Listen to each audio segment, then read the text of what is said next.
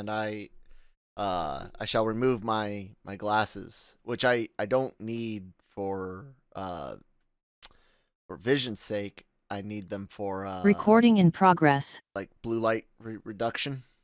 Oh yeah. So like staring at the screens for too long gives me extra nausea, which is yummy, and delicious, and fun. So yeah, I'm recording by the way. I'm not sure. Yeah, I just started. Oh, okay, that's cool. Yeah, it kind of sucks. She's not like too bad. Just dealing with headache all excuse me, all day. We had a pretty busy day. With OT, the daily cup of genre, and life. We've had a busy week, so it sucks because it's a year now for the show. Happy Anime-Versal. Nah, that's lame, but yeah, dude, it's crazy. Almost like we really enjoy doing this or something. It flew by.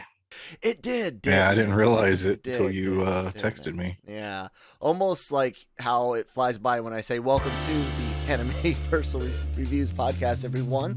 LRM Online's Genreverse podcast network animation show. Where all we're gonna do is obviously review anime stuff. Sponsored by the good folks over at Grow Generation. More on them a little bit later in the episode.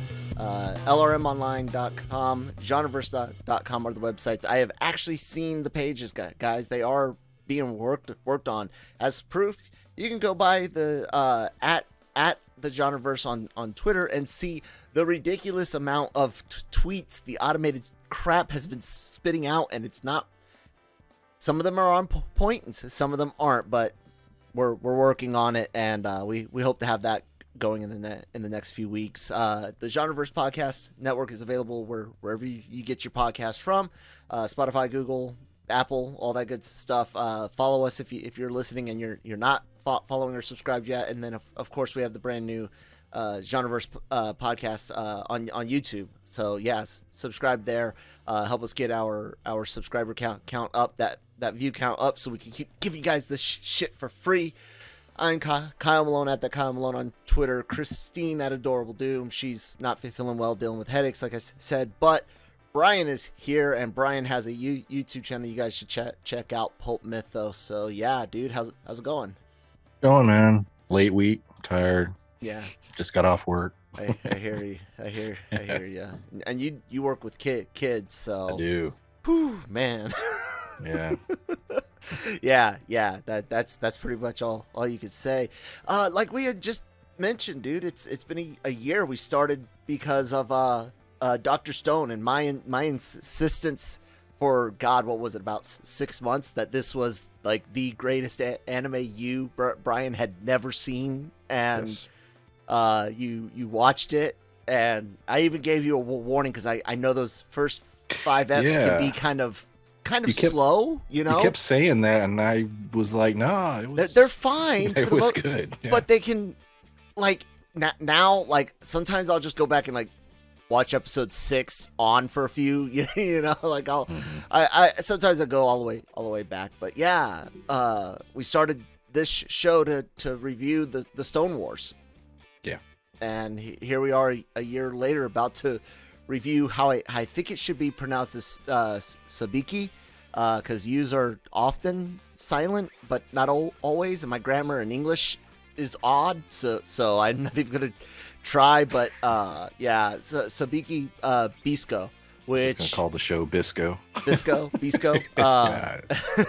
mushroom man eater, I like crazy that mushroom better, show, Yeah. crazy mushroom anime. But dude, just over a year, your anime consumption's been more than the last 10 years. Yeah. What's absolutely. that been like this past year for you, dude? It's been great, actually, because look, I'm into comic book stuff and science fiction. I'm into all kind of different genre Horror. entertainment, horror, yeah, everything.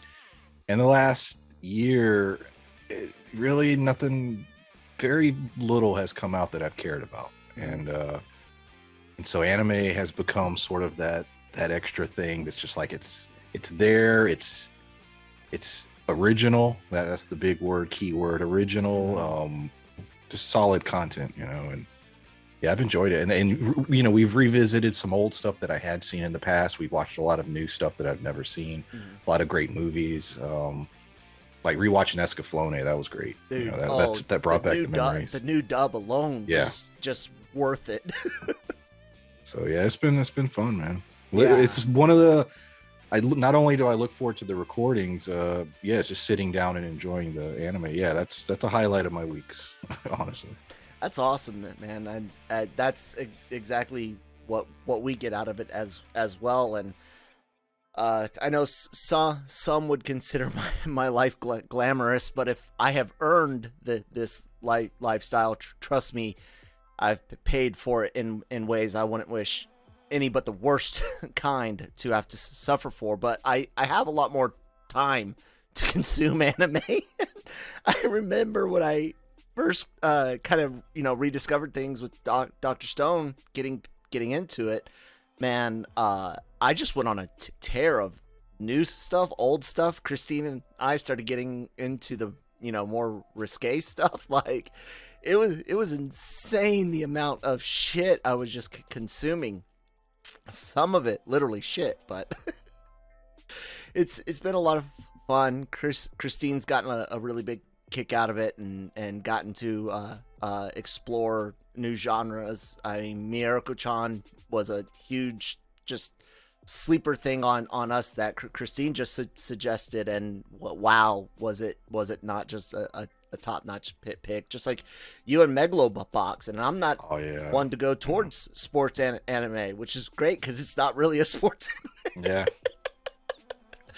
Oh man, the first season is pretty much a sports anime. The second one not as much, but yeah, they're great, and I love it. So, but let's go ahead, and as soon as I can find my pencil so I could write down the timestamp, let's go ahead and talk about fucking acid trip mushroom anime, dude. Like this I found from the Giguk Garnt from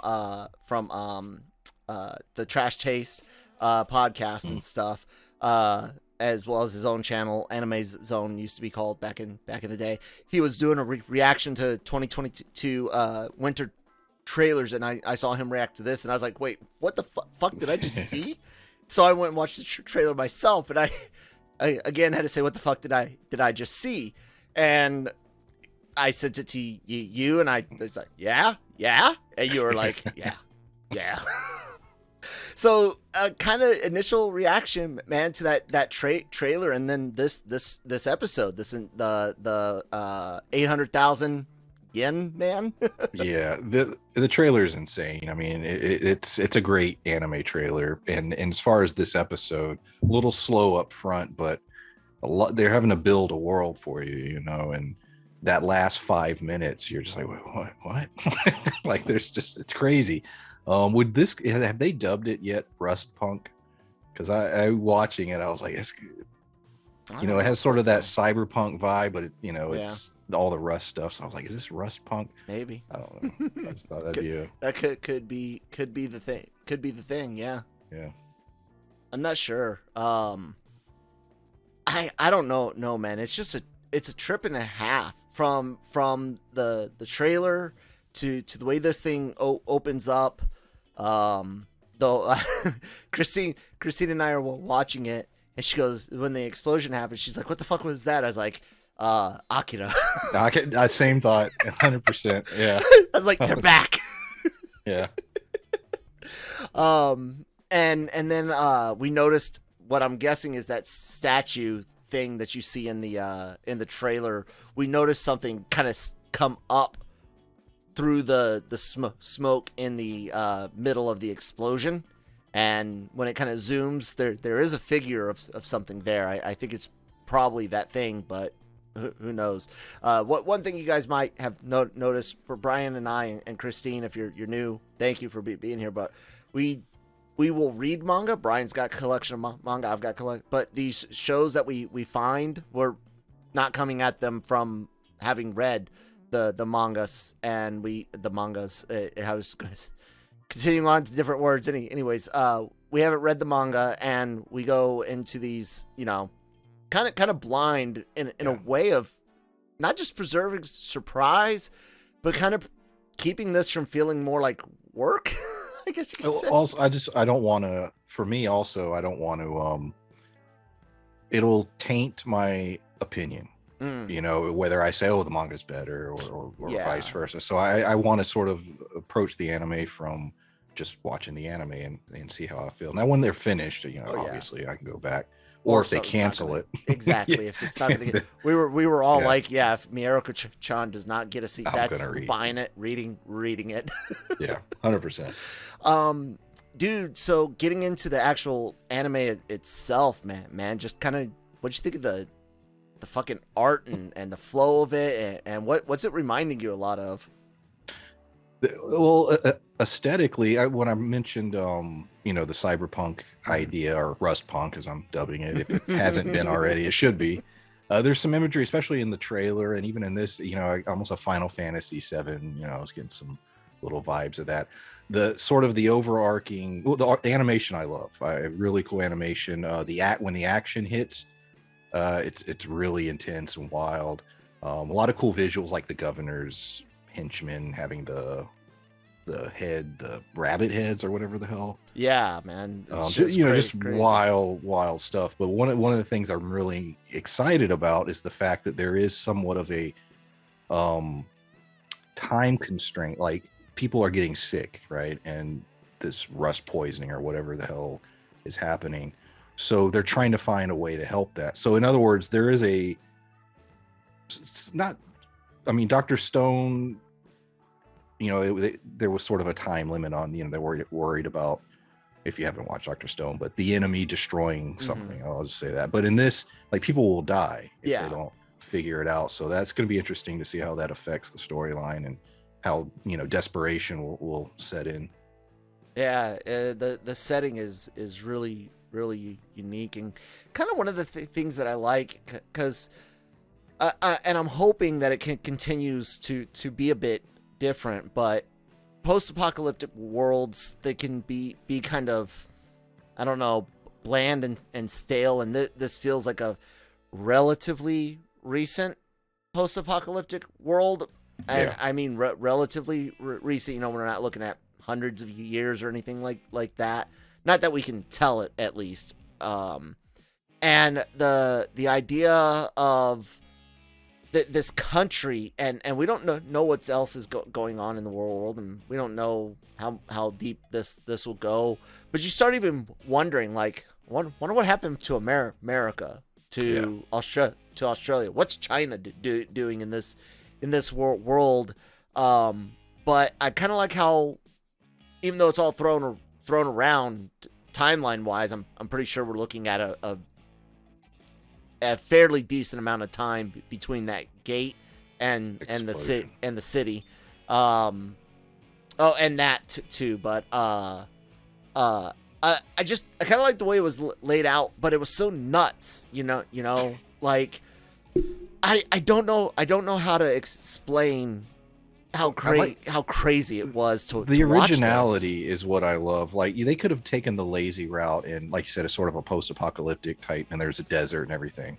So they could have done sort of the Mad Max things, like completely, or what Fist of the North Star sort of did, which I'm a fan of.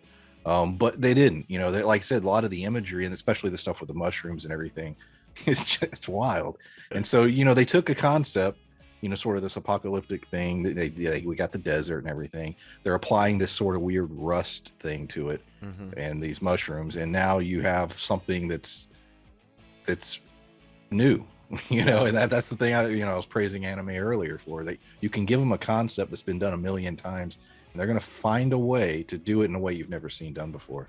And this is that. Yeah, the rust thing, I think is a really interesting point, and something that I caught on early, because we watched it twice. Why did I do it that way?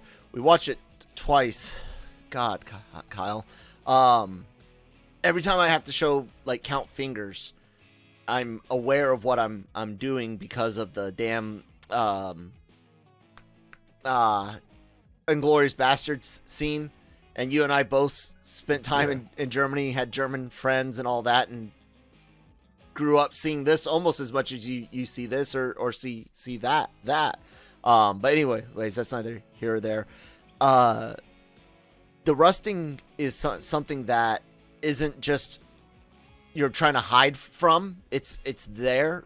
A guy has to go and work in it, and he's like, yeah, I would love to not, but I have no choice, in order to provide for my kid here, and he's covered in the rust and stuff. Milo's sister, Pau, she's covered in rust, and she's a guard, an elite guard for the city. So you assume she's been exposed to it. So it's like this environmental hazard, almost like kind of what we've got now. And I saw that the manga illustrator, this is his only illustrations work, and it came out, let's see, April 2019 through March 2021. So no, you couldn't say that this was influenced by the pandemic, but man, you can kind of see some similarities with like an environmental hazard, if you will, that completely changes your world. You kind of have to live with it.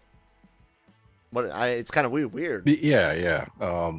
And it was interesting. He pointed out that it was getting to his sister's heart. So I'm assuming as it spreads, when it hits those vital organs, similar to cancer, it hits those vital organs. That's when like you're in trouble. Rust hits a vital like crease or joint on a metal structure. Yes.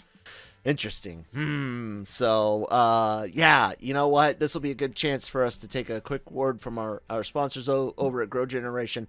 Come back into this, talk a little bit more before we touch on the art and the music and wrap things up. So, anyways, Grow Generation. Grow Generation, where the pros go to grow. The Grow Generation commercial team is armed with industry-leading professional consultants. Grow Generation's team will help you fully manage any size or scale project. They offer turnkey facility designs, cultivation room design, and on-site project consultation. Go to www.growgeneration.com where the pros go to grow. Good. Come back. Oh, I was already back. I was prepared to grab the audio, like cut the commercial, anything for comedy. And I bumped my camera, so if I don't know how it looks right now. It looks like my head's cut off. I don't think it is. There we go. I got a potential solution for you. I'll tell you about after we're done recording. One that'll actually make your life actually easier. You wouldn't have to record anything, but we'll talk later. Getting back to thanks Grow Generation by the way, and whoever I put in the ad this time. Getting into some of the like story elements of this, dude, we've got the event that blows up in Tokyo, unleashing this rust that rusts metal and people. At least we see animals, hippos in Japan. I'm guessing from zoos. From zoos or something like that, and private collections. I hope no one has that, but it's the modern world, so who knows? But it's just this massive event. We skip some time. There's a thing about mushrooms going on, and not a lot of explanation except that people don't like them and blame them for things. But our protagonist, known as Akabashi Bisco, I think it is, something like that. He's a mushroom man-eater, or man-eating mushroom, or some shit like that is his nickname on the thing. But he's our protagonist, or at least our lead. Gonna hang out with Milo, Dr. Panda, who we meet in a whorehouse, brothel, whatever you want to call it. It's so weird to kind of get introduced to these characters in this situation, because you're stuck wondering. There's images of giant crabs and shit. Dude, what the fuck, you know? And you didn't bring up the archery. You know, he's a master archer. He's a master archer, and his arrows, whatever they touch, turn into goddamn mushrooms. So it's this just crazy thing, but we do meet Milo, Neko something or another. Dr. Panda, he's got discoloration over his left eye, and he's a very pretty man, and comes into play later in the episode, in a very funny way. I like it. It's cool. But he is taking care of patients for multiple things in a brothel, and funny conversation going on in there. I love the lady of the house just yapping about the vision or dream she was having, and what an omen it was, and the working ladies there just kind of chatting, and the play on what's going on behind the curtain with Milo and his patient. It's a fun moment, and a good way to introduce the character, what he's doing, and kind of the city too. Like, they're in a crappy situation, but they can make the best out of it, and they can't offer him much money, but she does offer him something on the house, and to see all the girls like volunteering, me, pick me, dude. I thought it was a really cool introduction to the character. What did you think about that? Yeah, the second, well, I was like, he's a doctor and all this, and I knew you'd be a fan, and I knew that was gonna be great. I wasn't sure how, they only have about 20 minutes to sort of set everything up, so I was very curious to how much we were gonna get, because you have sort of the description of what the show is, and so basically this is just laying out, okay, these are the characters. They also, the story really hasn't kicked off yet, basically. No. And so, I was curious to how much we were going to learn, but this was basically world building. Hey, this is how the world is. These are the characters you're going to be hanging out with. A few, the governor at this point is just like, okay, is he good? Is he bad? I think there's sort of some mystery behind that. At least that's the way it felt. He as far as the comes off very crime bossy, but hard times sometimes call for hard.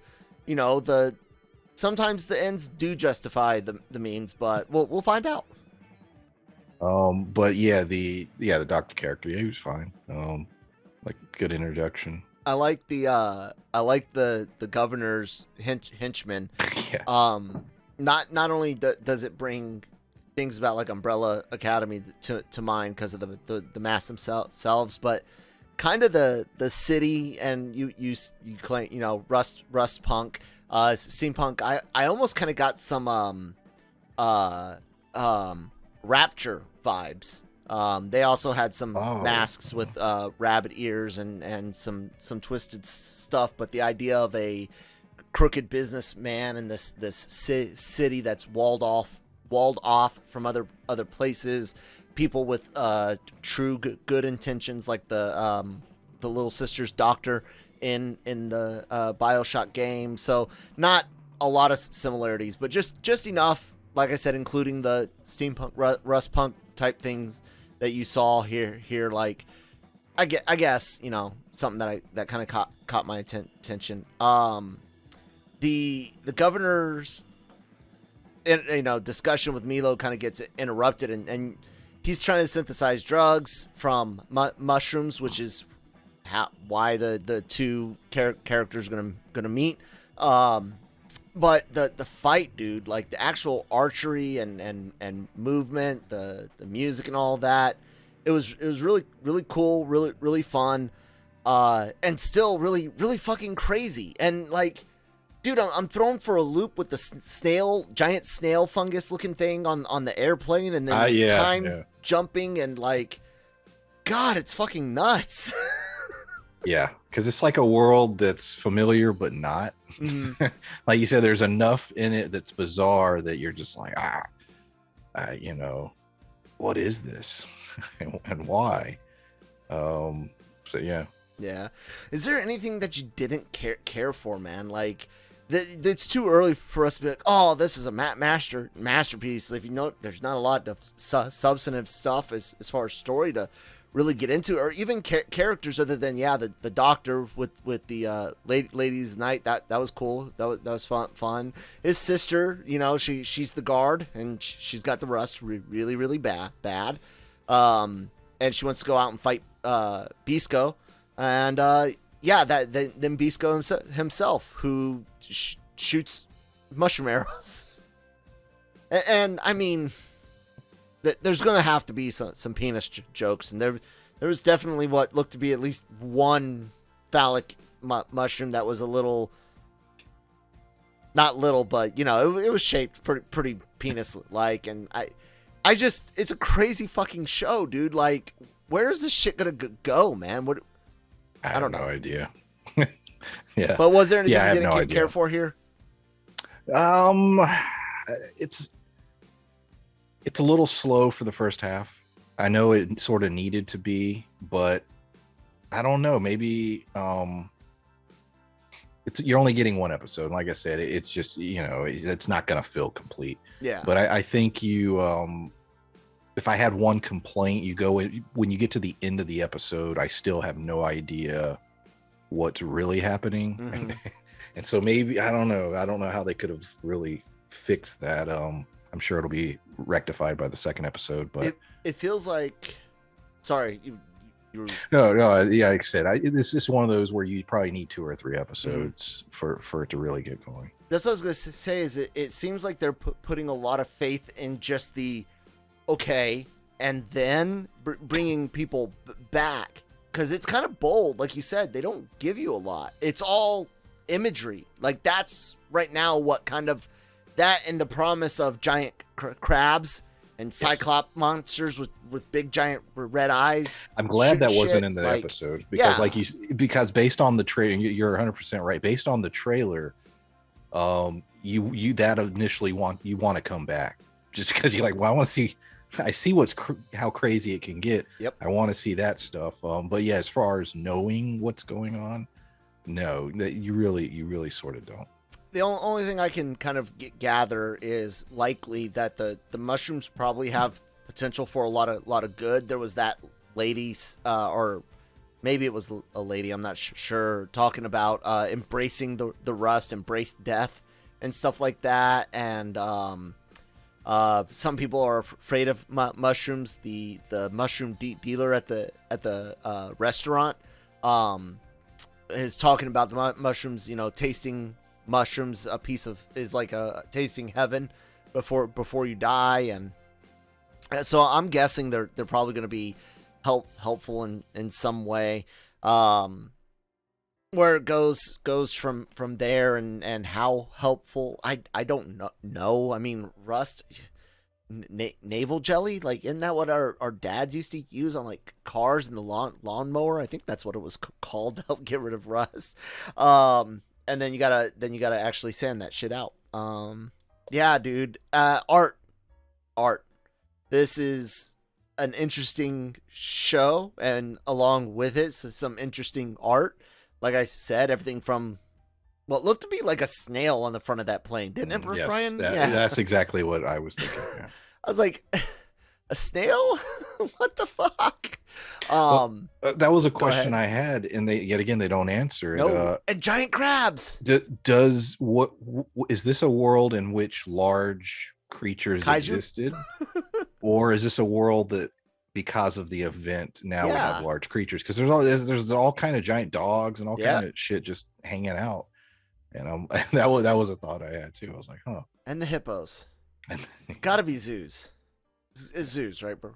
I don't know. We did see kangaroo in Arkansas. Nowhere near a zoo. This is true. Facts, people. I-440 headed west. Goddamn dead kangaroo on the side of the road. I swear. I don't want to laugh. That was no deer. That was a kangaroo. Well, it was great. Complete sidebar, but we both saw it, and we both came to the same conclusion. Yeah. Like, was that a kangaroo? It took a minute, because I don't think either one of us really wanted to admit it. Yeah, that was wild. Oh man, that you know, I gotta say, yeah, before we get back to finishing up with the art and music, a lot of people, it's sorry, laughing so hard I started tearing up. A lot of people dream of doing the cross country road trip. We did it. Yeah, we did. And Never thought I would. That's where that happened. But we did. Yeah. You, me, and two cats. Yes. And Kevin Boy. Smith's comedy stand-up stuff. Yeah. Oh man, that was awesome though. That was fun. Oh yeah. That was a lot of fun. Whew, Tennessee to Arizona, man. Jeez. Anyways, so the art, it's crazy. Like I said, the illustrator for the manga has only got this manga to his credit, so that's pretty cool, man. And to get picked up for an anime and get some buzz, enough buzz that it caught the attention of a big time YouTuber, us. No. Yeah. But yeah, you know, I hope it I hope it gets as good as it looks like it can be, you know? Yeah. The music, you don't get a whole lot here. We get our opening, and we'd heard the theme song, or at least what seems to be one of the probably the opening theme song in the trailer. I like it. It's fine. It's serviceable, but it's too early to talk about all of these things with only one episode. And it's also why we won't grade it today, because you know I decided we would only grade series at the end, and then movies then, because well, there's only one. Anyways, Brian, any final thoughts on on the first episode of Sabikui Bisco? I'm just looking forward to the next one. Yeah. See what the hell's going on. Yeah. So this is coming out on Friday for you guys, and the show releases at like midnight something Japan time, becoming Tuesday, which is like still Monday afternoon here. Not quite sure, but we're gonna try to fit recording in a little earlier and get you guys these reviews for the show. I think we can do Tuesdays. We could probably do Tuesdays. I think Record I can Tuesday, do Tuesdays. release Wednesday. So yeah, guys. Hopefully we'll be able to do that. And if not, you know, deal with it. Still come back, subscribe, and all that good stuff. Websites are LRMonline.com and Genreverse.com. Every day for all your entertainment news, needs and opinions. All of the podcasts, Anime-Versal reviews, Marvel Multiverse Mayhem, Breaking Geek Radio, Daily Cup of Genre, all of those and more go up on our podcast network. I mean, guys, we're pumping out a crap ton of stuff, a crap ton of stuff for you guys there and on our YouTube channel. And don't forget LRM's regular YouTube channel for celebrity interviews, red carpet, Zoom, even some on-set interviews, roundtables and things. It's all really cool and fun. Brian, what do you do? Talk about your channel. Yeah, you can find me on YouTube. The channel is PulpMythos, and I talk about shows like 1883 and Dexter. Just did the season finale, so check it out. Nice. All right, guys. You see the social media information? Now see the exit video. Bye.